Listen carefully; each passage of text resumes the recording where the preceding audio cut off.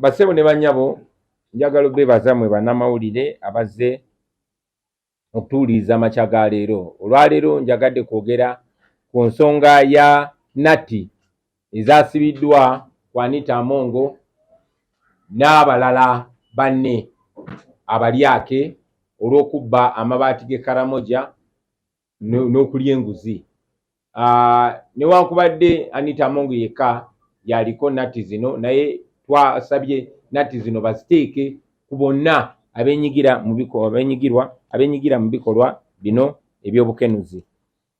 Ensonga lwaki tusaba amawanga gano gannaggwadda getukolagana nago, Uganda gekolagana nago, agavujirira Uganda ssente, gye baliira ssente zaffe ze batubbyeko. Ensonga lwaki tubasaba bassennatti ku bakulembeze abatulugunya abantu n'abali b'enguzi n'ababba ssente z'abanaku, era ensonga lwaki tujaguza nnyo buli bwe babaako gwe bataddeko natti, tusobola bizingira mu kigambo kimu, impunity. Impunity ani kumwe asobola okinziriza mu Luganda, baganda bange? Tugambe obutagambwako, tugambe eryanyi.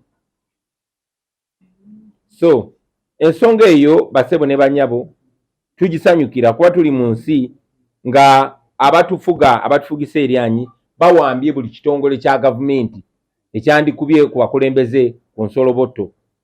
Tewali asobola bagambako, naddala abo bagamba n'ogwo, abo abali connected tewali asobola bagambako. Ekyokulabirako wano ekyamangu ye Anita Among.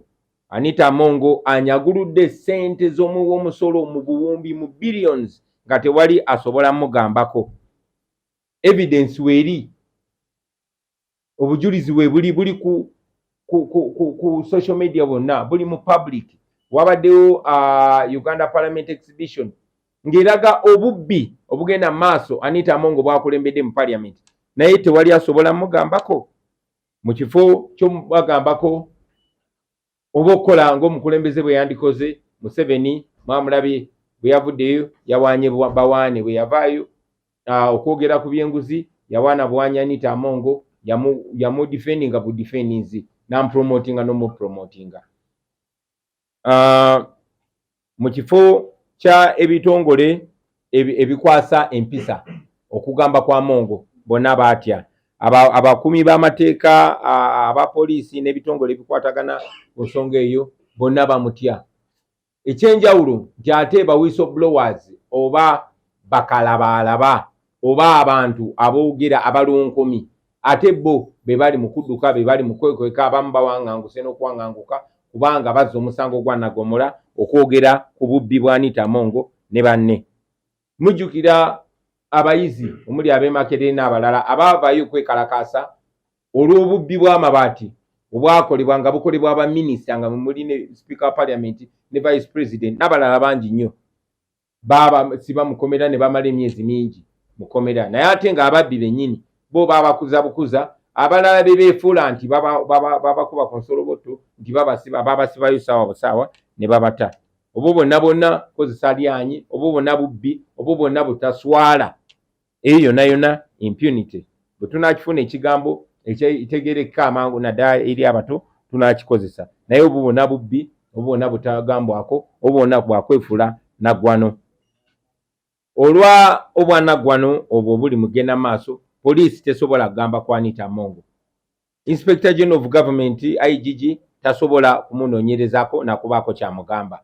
Auditor General oba omubalirizi wa gavumenti asirise, ate oyo bayongedde ne bamuvubika omugaati mu kamwa gwe bayita Service Award, naye bamuguze naye yasirise. Amakooti tegasobola kuyita Anita Among abitebye.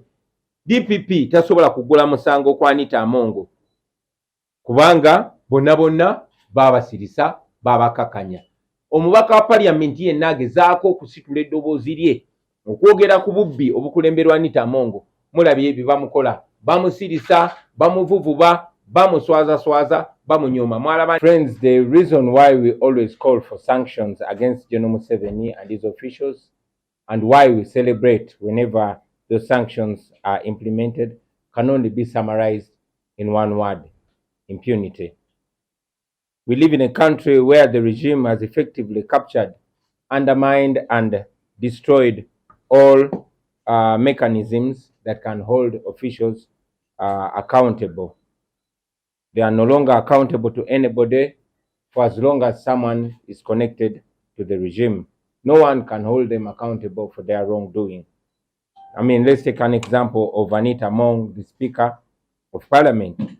She embezzles billions of taxpayers' money, and evidence is actually presented to the public, but nobody can do anything. Instead of calling her to account, General Museveni comes out to defend her, to protect her, and to support her. Instead of going after her, the law enforcement agencies instead go after every and any whistleblower that dares to speak out against her corruption, to the extent that some have actually run out of the country and some are in hiding. That is impunity. You all remember the students that tried to protest against the theft of the iron sheets that were meant for Karamoja. Many of them spent months in prison, while those that were involved in this grand theft were either rewarded, and those that were pretentiously held to account were only imprisoned for a few hours.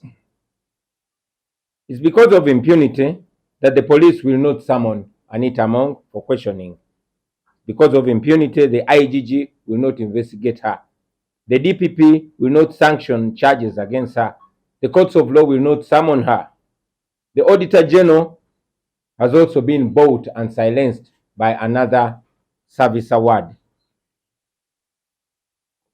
Any MP that raises or dares to raise the issue is quickly silenced and humiliated on the floor of Parliament by the same Anita Mong. That is impunity.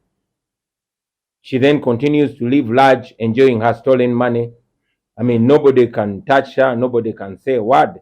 No one can call her to account. And that is how those who have killed our people in hundreds go scot-free and elude justice. That is why people who abduct, torture, kill our people, or even rape our supporters are moving around scot-free. And many of them are actually given red carpet reception at public functions. You saw the man that undressed for people being appointed RDC by General Museveni. That is impunity. Like many other institutions of state, the Uganda Human Rights Commission has also been effectively co-opted and destroyed. And that's why you can see Wangadia supporting and ridiculing, supporting the abduction and rape and even sodomy of our supporters in CMI detention. That is impunity. You see her mocking the victims of injustice, the victims of torture, the victims of abduction. That is impunity. She even goes as far as trying to silence the victims of abduction and trying to intimidate their families and co-opt them into silence and compromise. That is impunity. So, with the state of affairs, citizens are left with only two options: either to rise up and put an end to this nonsense once and for all, using whatever means are available to them, or to appeal to the international community to take measures, including sanctions, which the regime has clearly refused to take against its corrupt and criminal officials. Ladies and gentlemen, travel bans, asset freezes, and others, may not put the corrupt and brutal officials in prison, but at least they go far to block them from enjoying with impunity their, or even invest their stolen money, the money they stole from poor Ugandans in their countries. These countries have their act together. These countries are well governed and they respect the rule of law. So we see no need or no importance whatsoever for them to accept impunity, to accept corrupt officials that steal from us. These people deny the regime officials that run away with our money opportunity to enjoy it in their countries. And we really, really appreciate those sanctions. We welcome them. These sanctions reassert the duty of civilized nations because they should never be seen to sit back as actions against poor people are going on with reckless abandon. These regime officials that have destroyed, underdeveloped, and looted their countries because they think they can enjoy life with their families in developed countries, the wealth that they steal from poor Ugandans, at least we have a way forward here. So we welcome these sanctions and we want these thieves, these corrupt officials to lay in the bed that they laid. They've destroyed their countries, they've messed up Uganda, they've messed up our healthcare system, they've messed our education system because they get all their healthcare from abroad and indeed they die from abroad. They've messed up our country and they want to enjoy the countries that are well governed at the cost of the poor people. So we are happy that these sanctions have been slapped on those officials, and we want more sanctions on General Museveni, his son, and all his officials that he uses to crack down on the rights of the people. They should go to Ugandan hospitals. They should have their children go to Ugandan schools. They should buy cosmetics from Uganda.